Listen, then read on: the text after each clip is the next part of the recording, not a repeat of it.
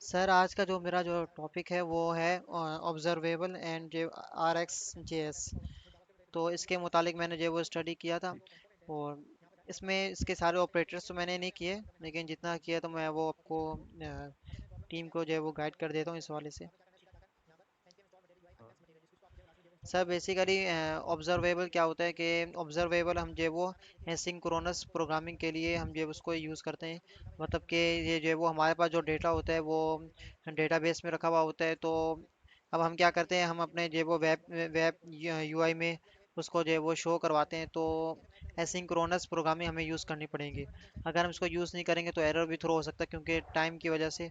तो asynchronous basically ये stop करके रखते हैं हमारी प्रोग्रामिंग को, तो जब तक डेटा ना आ जाए। लेकिन अब आगे ये है कि जावास्क्रिप्ट बेसिकली एक जो है वो सिंगल थ्रेडेड प्रोग्रामिंग लैंग्वेज है। मतलब कि ये जो है वो लाइन बाय लाइन जो है वो programming line by line coding होती है यहाँ पर। कोड ये वो इसको रन करता है जावास्क्रिप्ट। लेकिन अगर हम असिंक्रोनस यूज़ कर लें तो फिर वो आगे जो वाला जो ट्राई कैच या फिर जो है वो डॉट देन डॉट कैच हम जो यूज़ करते हैं इसके अंदर, तो क्या होता है कि उसको जो है वो वहाँ तक पहुँचेगा नहीं जब तक हमारे पास डेटा ना आ जाए। अगर डेटा नहीं आता तो फिर कैश तक जो एरर है उसको थ्रो कर देगा। अब बेसिकली इसमें जो है वो दो चीज़ें आती हैं, एक होती है प्रॉमिस, एक होते हैं ऑब्जर्वेबल। प्रॉमिस बेसिकली बस यही है कि हमारे पास जो डेटा होता है वो डेटाबेस में रखा हुआ होता है और एक ही बार में जो है वो पूरा डेटा जो है वो रिलोड होकर हमारे पास स्क्रीन में शो होता है। मैं आपको अपनी वेबसाइट दिखा देता हूँ यहाँ पर। अब जिस तरह मेरी ये वेबसाइट है मैं उसको बैक करता हूँ। तो यहाँ पर अगर मैं जाऊँ एम सी क्यूज़ में, इसके पीछे बेसिकली फायर बेस है। जिस तरह मोंगो डी बी इसी तरह फायर बेस मैंने यूज़ किया है। तो अब जैसे ही मैं इस पर क्लिक करता हूँ तो पीछे डेटा आ रहा है फायर बेस से। ये फायर बेस से डेटा आ रहा है, लेकिन अब इसने रिलोड किया है ना, आपने देखा तो इसको रिलोड किया। अब इसके पीछे मैंने प्रॉमिस लगाया हुआ है, डॉट देन डॉट कैश ये यूज़ किया हुआ है। तो अब क्या है कि अगर मैं जावास्क्रिप्ट वाला यूज़ करूँ तो अब यहाँ पर ये रिलोड कर रहा है। इसके बाद ये होता है प्रॉमिस। प्रॉमिस का ये जो है वो साइड इफेक्ट है, ये मतलब यूँ समझ लीजिए कि सारा डेटा लाकर हमें जो है वो शो करवाते हैं। अगर जो है वो नेट स्लो चल रहा है या सर्वर डाउन हो जाता है तो फिर क्या होता है कि ऑटोमेटिकली जो है वो सारा डेटा शो नहीं होगा, कोई भी डेटा शो नहीं होगा। तो ये इसका जो है वो साइड इफेक्ट होता है। अगर मैं इसकी जगह ऑब्जर्वेबल लगा दूँ तो ऑब्जर्वेबल क्या करता है कि पैकेट के थ्रू जो है वो एक हमें जो है वो डेटा जो है वो शो करवाता है। यानी कि जितना डेटा हमारे पास जो है वो रिलोड हो जाता है तो उतना शो करवा देते हैं। फिर नेक्स्ट सेकंड में जितना डेटा हमारे पास जो है वो रिलोड हो जाता है तो उसको जो है वो शो करवा देते हैं। तो इससे क्या फ़ायदा, क्या है इसका बेनिफिट ऑब्जर्वेबल का? ऑब्जर्वेबल का बेनिफिट ये है कि ये जो है वो टाइम कंज्यूम से जो है वो हमें प्रोटेक्ट करता है, मतलब बचाता है। और दूसरा इस पर ये भी है कि इस पर जो है हमारा डेटा जो है वो जितना भी हमारा डेटा रेडी होता है तो वो जो है हमें शो करवा देते हैं। तो यूँ यूज़र को वेट नहीं करना पड़ेगा सारे डेटा के लिए। अभी मेरी अपनी वेबसाइट पे जिसको यूज़र जो है वो वेट कर रहा है, जब तक पूरा डेटा ना आए तो फिर वो पढ़ रीड भी नहीं कर सकता। अब बात करते हैं आर एक्स जे एस, या आर एक्स जे एस है क्या चीज़? R X J S basically reactive extension library for JavaScript. तो ये है, अब ये क्या है, ये एक लाइब्रेरी है जो हमें जो है वो एसिंक्रोनस डेटा स्ट्रीम के लिए हमें जो है वो हम इसको यूज़ करते हैं। बेसिकली ये है कि हमारे पास जो है वो जब हम जो है वो ऑब्जर्वेबल यूज़ करते हैं तो अब हम जो है वो एसिंक्रोनस डेटा के लिए यूज़ करते हैं। जैसे हम जो है वो हमारे पास पाइप का आएगा तो दीगर ऑपरेटर्स वगैरह आएंगे तो हम जो है वो आर एक्स जे एस के थ्रू की मदद से जो है वो उसको हम कर सकते हैं, कर सकेंगे। हत्ता कि जो है वो हमारे पास जो ऑब्जर्वेबल है वो भी इसी में इंक्लूड होता है। अब अगर मैं बात करूं कि ऑब्जर्वेबल और ऑब्जर्वर इन दोनों में डिफरेंस क्या है, ये बहुत अहम चीज़ है, टॉपिक है। ऑब्जर्वेबल बेसिकली हमारे पास ये स्ट्रीम ऑफ डेटा, यानी कि हमारे पास एक डेटा वहाँ पर रखा हुआ होता है। तो बस यूँ समझ लीजिए। लेकिन ऑब्जर्वर क्या होता है, ये सब्सक्राइबर है। यूँ समझ लीजिए कि जिस तरह हम जो जब हम सब्सक्राइब करते हैं तो हमारे पास नोटिफिकेशन वगैरह भी आती हैं। अगर हम अनसब्सक्राइब कर लें तो नोटिफिकेशन वगैरह नहीं आएगी, ना उसका जो है वो वीडियोस वगैरह हमें शो होंगी। लेकिन बिल्कुल इसी तरह ऑब्जर्वर भी है कि अगर हम इसको सब्सक्राइब करेंगे तो हम जो है वो ऑब्जर्व करेंगे। ऑब्जर्व मतलब सब्सक्राइब, सब्सक्राइब करेंगे तो ही हमारे पास डेटा जो है वो शो होगा। तो अगर हम जो है वो सब्सक्राइब नहीं करेंगे तो डेटा शो नहीं होगा। तो सब्सक्राइब कहाँ से करेंगे? ऑब्जर्वेबल, इसके थ्रू हम जो है सब्सक्राइब करेंगे। तो सब्सक्राइबर को जो है हम जो है वो अपने यहाँ पर जो है वो प्रोग्रामिंग में ऑब्जर्वर कहते हैं। जब भी ऑब्जर्वर का नाम आ जाए तो ये मतलब कि सब्सक्राइब कर रहा है ऑब्जर्वेबल को। मेन डिफरेंस क्या है ऑब्जर्वेबल और प्रॉमिस का? एक तो ये है टाइम का है कि मतलब कि ऑब्जर्वेबल जो है वो जितना डेटा रेडी हो जाता है उतना शो करवा देते हैं। इसके बरस प्रॉमिस जो है वो सारा डेटा जो है वो शो करवाते हैं। तो ये मल्टीपल वैल्यूज़ वगैरह जो है वो करवाता है शो, ये सिंगल वैल्यू करवाता है एट अ टाइम। दूसरा क्या है, दूसरा जो मेन डिफरेंस है वो ये है कि भाई इसको हम जो है वो सब्सक्राइब करेंगे तो ही जो है वो हमारे पास जो है वो डेटा आएगा। अगर हम इसको सब्सक्राइब नहीं करेंगे तो हमारे पास डेटा नहीं आएगा, ठीक। दूसरा इसमें इसका क्या है कि इसमें जो है it call the services without dot then and dot catch. तो मतलब कि इसमें जो है हमें सब्सक्राइब वगैरह करने की ज़रूरत नहीं होती। तो वही ये होता है इसमें। बाकी इस पे ये कि अगर हम इसको कैंसिल करना चाहें, अपना हमारा जो डेटा यहाँ पर जो शो हो रहा है, फॉर एग्जांपल हमारे पास यूज़र है, अब यूज़र यहाँ पर लॉगिन वगैरह करके भी आ जाए, तो अब क्या मैं अगर दूसरे पेज पे क्लिक कर दूँ ना तो ये डेटा आ चुके हैं वहाँ से ना।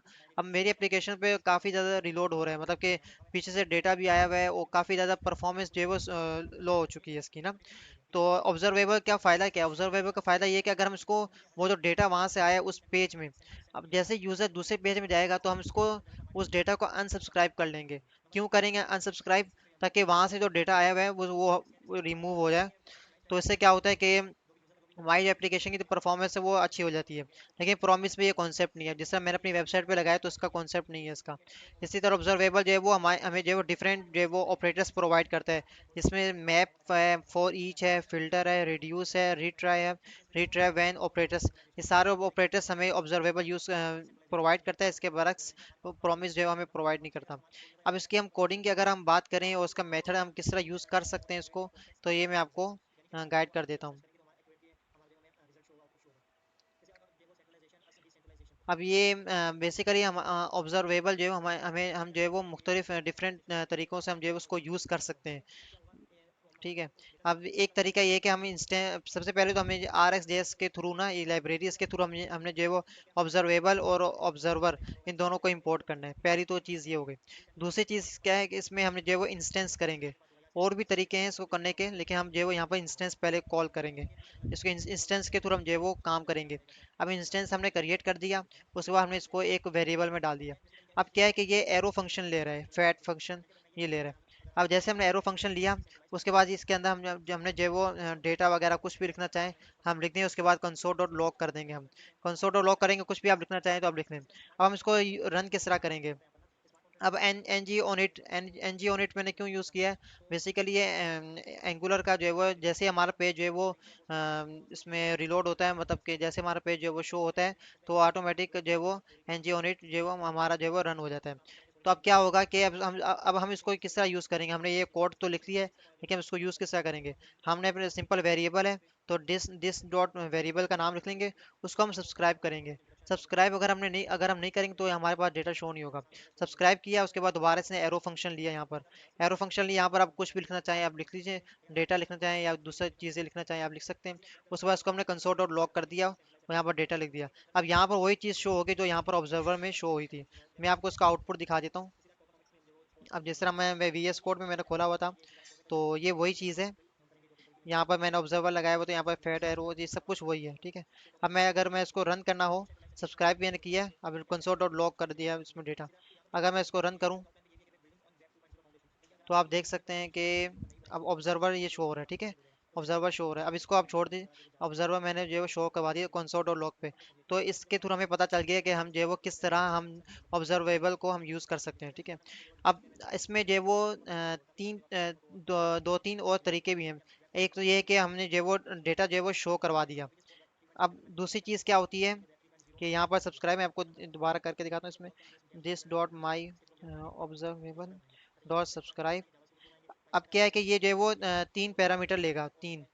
पहला पैरामीटर में क्या होता है कि ये जो है वो हमें नेक्स्ट नेक्स्ट हम यूज़ करते हैं। नेक्स्ट का मतलब क्या है कि हमारा जो डेटा वगैरह है हम उसको जो है वो रन करवाएंगे, शो करवाएंगे।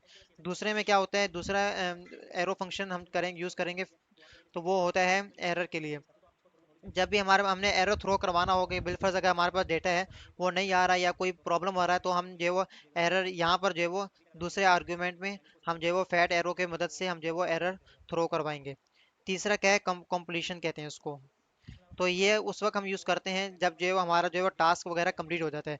फॉर एग्जांपल नेक्स्ट वाला करिए कंप्लीट हो गया तो फिर ऑटोमेटिकली कंप्लीशन वाला यूज़ हो जाएगा। अब मैं आपको इसको यूज़ भी करा के दिखाता हूँ। अब जिस तरह मैंने यहाँ पर यूज़ के पहले वाला जो इसमें है, तो मैंने आपको ये करवा दिया, शो करवा दिया कि भाई कंसोल और लॉग डेटा शो हो रहा है। दूसरे आर्ग्यू पैरामीटर में क्या हो रहा है कि एरर है। अब एरर मैंने यहाँ पर जो वो एरर लिख दिया, उसकी टाइप एनी रख दी। अब मैंने अलर्ट करवा दिया, जैसे एरर आ जाए ना तो एरर डॉट मैसेज ये जो वो शो करवा दे। अच्छा, यहाँ पे हम प्रोग्रामिंग किस्सा लिखेंगे, बिल्फ अगर एरर आ जाए तो हम प्रोग्रामिंग किस्सा लिखेंगे। अब आप इस सेट टाइम आउट है, इसको मैं बाद में समझा दूंगा आपको, लेकिन अभी के लिए बस इतना है कि मैं अगर एरर आ जाता है तो मैं क्या करूँगा कि ऑब्जर्वर डॉट एरर। तो ऑब्जर्वर क्या है बेसिकली, कि ऑब्जर्वर अभी हमने ऊपर जो है वो आर एक्स जे एस की लाइब्रेरी के थ्रू हमने उसको इंपोर्ट करवाया था। तो ये जो है हमें जो है वो डेटा प्रोवाइड करेगा। अब ऑब्जर्वर डॉट एरर, इसके अंदर फिर हम जो है वो न्यू एरर लिखेंगे। न्यू एरर के थ्रू हम अंदर जो भी कोडिंग लिखना चाहें हम लिख लें। अब जैसे ये एरर आएगा तो ये जो है वो हमें थ्रो करवाएगा दूसरे आर्गुमेंट में। मैं आपको दिखा देता हूँ। अभी दोबारा से मैंने शो करवाया, तीसरे सेकंड में एरर आ जाएगा। अब ये जो है वो समथिंग वेंट रॉन्ग एरर आ गया। अच्छा, अब ये मेरे को इस पे भी तीन चीज़ें हैं। अब ये एरर है और कंप्लीशन है और नेक्स्ट है। नेक्स्ट क्या होता है कि हमें कोई भी हमारा जो डेटा है, अब जैसे मैंने यहाँ पर कंसोल डॉट लॉग करवाया ऑब्जर्वर, अब मैं चाहता हूँ भाई ये ना करवाऊँ, इसके थ्रू मैं जो है वो कोई भी एक जो है वो वैल्यू वगैरह रिटर्न करवा दूँ। तो मैं क्या करूँगा, यहाँ पर जो ऑब्जर्वर लिया हुआ है मैंने, और ऑब्जर्वर डॉट नेक्स्ट नेक्स्ट करूँगा तो ये जो है हमें ये प्रोवाइड कर देगा, उसमें डेटा वगैरह प्रोवाइड। यहाँ पर आप कुछ भी लिखना चाहें लिख दीजिए। मैंने सेट टाइम आउट इस वजह से यूज़ किया था कि 1 सेकंड के बाद ये यूज़ होगा, सेकंड सेकंड के बाद ये वाला यूज़ होगा, थर्ड सेकंड जैसे ही आएगा तो ये एरर थ्रो कर देगा। ठीक है। अब मैं दोबारा उसको नेक्स्ट हमने इस वजह से यूज़ करता कि हम जो है अपना डेटा कंसोल करवा सकें या कुछ भी जो हम जिसको रन करवा सकें। यहाँ पर मैं कंसोल करवा रहा हूँ। अब किस तरह पता चलेगा, यहाँ पर मैं लिखा हुआ कंसोल, यहाँ पर मैं कंसोल कर दिया, यहाँ पर डेटा जो भी आएगा कंसोल होगा। अब मैं दोबारा उसको रिलोड करता हूँ तो अभी देखिएगा पहले सेकंड में 1 आएगा, दूसरे में 2 आएगा। ये नेक्स्ट के थ्रू हो रहा है, नेक्स्ट। अच्छा, दो अब तीसरे में चूंकि मैंने एरर लिखा हुआ था यहाँ पर, आप देखिएगा यहाँ पर मैं एरर दिया तो ये वो इसने एरर थ्रो करवा दिया। अब आपने एक और चीज़ भी गौर की होगी कि अगर मैं एरर नहीं लिखता तो क्या होगा कि मैं आपको दिखाता हूँ। अगर एरर नहीं लिखता तो 4 वाला भी यूज़ होगा, 5 वाला भी यूज़ होगा, मैं आपको दिखाता हूँ। लेकिन अगर मैं एरर लिखता हूँ, अगर मैं एरर लिखूँ ना, तो फिर क्या होगा कि 4 वाला यूज़ नहीं होगा, 5 वाला यूज़ नहीं होगा, क्योंकि जब एरर आ जाता है तो फिर ऑटोमेटिकली आगे वाला जो चीज़ है वो भी यूज़ नहीं होगा। तो ये तो यहाँ हो गया यहाँ तक। अब रही बात कॉम्प्लीशन की। कॉम्प्लीशन भी हम उसी तरह यूज़ करेंगे जिस तरह हम नेक्स्ट यूज़ किए, एरर यूज़ किए, से कॉम्प्लीशन भी हम यूज़ करेंगे। कॉम्प्लीशन जब भी हम उस वक्त यूज़ करते हैं जब हमारे जो वो प्रोग्रामिंग वगैरह जो है वो क्लियर हो चुके हैं, मतलब कंप्लीट हो चुके हैं। जैसे ही हमारी प्रोग्रामिंग कोई भी हमारा जो डेटा वगैरह जो भी कंप्लीट हो जाए तो हम ऑब्जर्वर डॉट कंप्लीट लिखेंगे, ताकि हमारा जो है वो ये सारा ऑब्जर्वर कंप्लीट हो जाए। अब जैसे हम कंप्लीट लिखेंगे उसके आगे जो भी हमारे पास जो हम शो करवाना चाहते हैं नेक्स्ट के थ्रू, तो वो हमारा शो नहीं होगा। मैं आपको इसमें आउटपुट भी दिखा देता हूँ। अब यहाँ पर 1 2 और तीसरे सेकंड में एरर था तो अब मैं उसको रिमूव कर दिया था कमिट। अब 5 में कंप्लीशन हो गया। अब जो है वो 7 वाला नहीं आएगा क्योंकि मैंने कंप्लीट कर दिया, उसको मैंने बता दिया कि भाई मेरा जो है वो ये कंप्लीट हो चुका है। तो अभी एक तरीका तो ये हो गया कि मैं जो है वो इंस्टेंस के थ्रू ऑब्जर्वेबल को उसमें क्रिएट करवा रहा हूँ। ठीक है। अच्छा, अब दूसरा तरीका भी है। दूसरा तरीका क्या है, क्रिएट के थ्रू हम जो है वो इसको जो है वो ऑब्जर्वेबल को यूज़ करते हैं। सिंपल है, ऑब्जर्वेबल लिखेंगे, डॉट क्रिएट करेंगे, उसके बाद जो है वो सारी प्रोग्रामिंग वही है। हम एरो फंक्शन लेंगे, उसके अंदर हम ऑब्जर्वर लिखेंगे, उसके अंदर ऑब्जर्वर डॉट नेक्स्ट, पूरी प्रोग्रामिंग वही है। बस फ़र्क क्या है, यहाँ पर हमने जो है वो इंस्टेंस क्रिएट किया था ऑब्जर्वेबल को यूज़ करने के लिए, यहाँ पर हम ऑब्जर्वेबल डॉट क्रिएट यूज़ करें तो ये हमने इस तरह यूज़ कर लिया। अब दो थर्ड एंड फोर्थ वे ये है कि हम जो है वो ऑफ एंड फ्रॉम के थ्रू हम जो है वो ऑब्जर्वेबल को क्रिएट करते हैं। अब ये किस तरह करते हैं ये मैं आपको शो करूँ, इसमें आपको दिखाता हूँ। बिल फर्ज अगर मैं जो है वो एक एरे लेता हूँ, उसके अंदर उसको डेटा टाइप दे दिया स्ट्रिंग एरे, और इसके अंदर मैंने अपना नाम लिख दिया, उस दूसरा एरे ले लिया नंबर का। अब मैं इसको शो करवाता हूँ ऑफ को। अब मैं क्या लिखूँ, एक वेरिएबल लिखूँगा, उसके अंदर जो है वो मैं ऑब्जर्वर को जो है वो इनिशियलाइज करवा दूंगा। और उसके बाद क्या करूँगा, ऑफ लिखूंगा। जैसे ही मैं यहाँ वो ऑफ लिखूंगा इसके अंदर जो है वो ये पैरामीटर्स लेते हैं। ये जो है वो 2 पैरामीटर लेगा, जितने भी पैरामीटर आप देना चाहें आप दे सकते हैं पैरामीटर्स। अब क्या होगा, मैंने जो है वो दिस डॉट एरे 1 लिखा और सीधा दिस डॉट एरे 2 लिखा। अब क्या होगा, ये जो है वो रन करवा देगा, ये नीचे वाली प्रोग्रामिंग तो सेम ही रहेगी। तो अब ये जो है वो हमें शो करवा देगा। मैं आपको दिखा देता हूँ। अब ये देखिए यहाँ पर इसने हमें शो करवा दिया। मैं आपको दोबारा रन करवाता हूँ। तो अभी इसने हमें जो वो यहाँ पर 2 था इसमें इसके इंडेक्स, यहाँ पर 3 इंडेक्स है तो उसने हमें शो करवा दिया है। अब यहाँ पर क्या है, यहाँ पर दूसरा दूसरा जो है वो है फ्रॉम। अब दोनों में डिफरेंस क्या है, मैं आपको डिफरेंस ही बताऊंगा। इसमें डिफरेंस क्या है, मतलब कि अभी ये अभी फ्रॉम के थ्रू भी हम जो है वो कर सकते हैं। फ्रॉम हम लिखेंगे, उसके अंदर जो है वो इसको एक आर्गुमेंट नहीं देंगे, दो आर्गुमेंट नहीं दे सकते, मल्टीपल आर्गुमेंट नहीं दे सकते, एक आर्गुमेंट देंगे और हम हमारा जो है वो ये शो हो जाएगा। मैंने एक आर्गुमेंट दिया तो उसने हमें ये शो कर दिया। अब बेसिक डिफरेंस क्या है, मैं आपको बेसिक डिफरेंस दोनों का बताता हूँ। ये मैंने आपको बता दिया, एरर और कंप्लीशन ऑफ ऑब्जर्वेबल। तो हम यूज़ कर सकते हैं difference ways of creating observer. तो पहला क्रिएट इंस्टेंस के थ्रू करते हैं, दूसरा क्रिएट के थ्रू, तीसरा ऑफ एंड ऑफ फ्रॉम के थ्रू करते हैं। इसमें जो है वो अब बेसिक डिफरेंस क्या है, अब देखिएगा।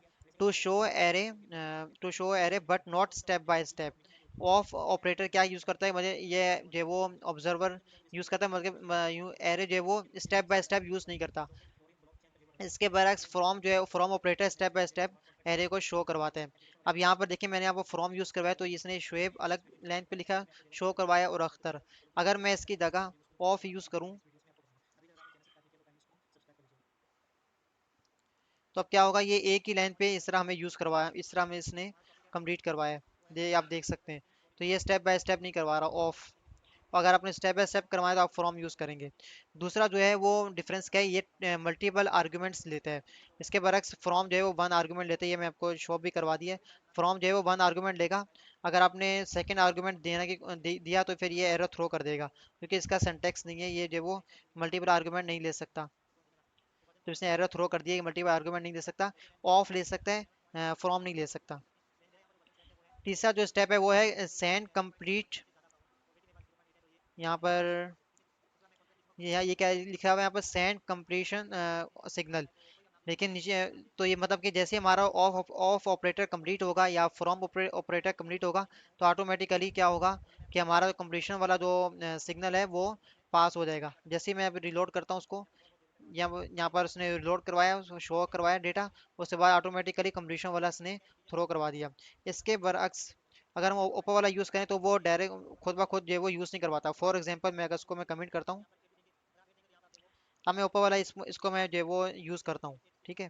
इसको मैंने यूज़ किया, अगर मैं यहाँ पर कंप्लीट वाला हटा दूँ ना, कंप्लीट हटा दिया, अब ये ऑटोमेटिकली खुद ब खुद जो है वो कंप्लीट वाला यूज़ नहीं करेगा।